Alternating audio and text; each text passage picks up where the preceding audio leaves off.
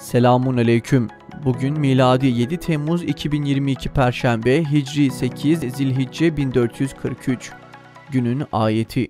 Allah'ın ahdini hiçbir değere değişmeyin. Eğer bilirseniz Allah katında olan sizin için daha iyidir.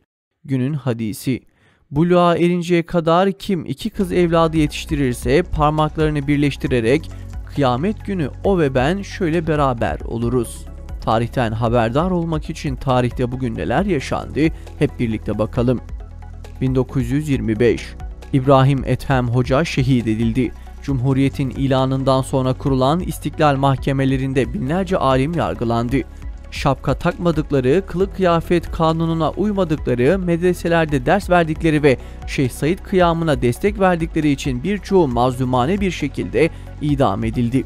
İdam edilen alimlerden biri de aslen Ankaralı olan ve 22 yaşında dar ağacına gönderilen İbrahim Ethem Hoca'ydı. Her alim gibi İbrahim Ethem Hoca da İslam'ı anlattığı, halkı günahlara karşı uyardığı için yeni düzeni rahatsız etti ve en sonunda idam edildi. O, günün koşullarında kadınların giyim ve tesettürlerinin İslam'a uygun olmadığını gören İbrahim Ethem Hoca, İstanbul Beyazıt Camii'nde tesettür üzerine bir vaaz verir.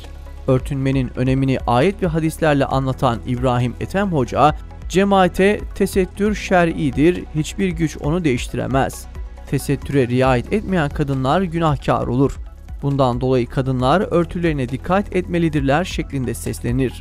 1927 Yeni kurulan ve katı laiklik hedefine doğru ilerleyen Cumhuriyeti muhalif görüşlere karşı sözde korumak ve rejime oturtmaya yardımcı olmak hedefiyle kurulan istiklal mahkemeleri kaldırıldı.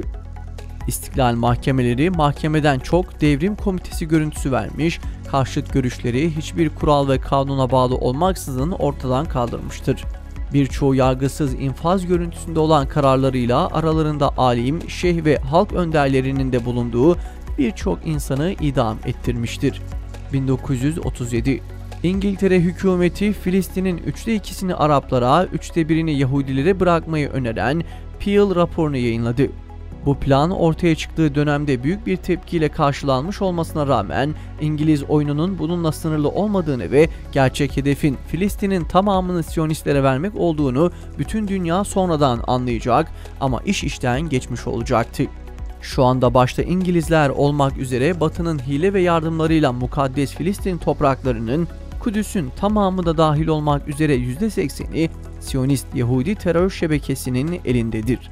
2016 Bediüzzaman Said Nursi'nin talebelerinden Abdullah Yeğin tedavi gördüğü hastanede vefat etti. Merhum Abdullah Yeğin İstanbul Fatih Camii'nde ikindi namazına mütakip Diyanet İşleri Başkanı Mehmet Görmez'in kıldırdığı cenaze namazının ardından son yolculuğuna uğurlandı.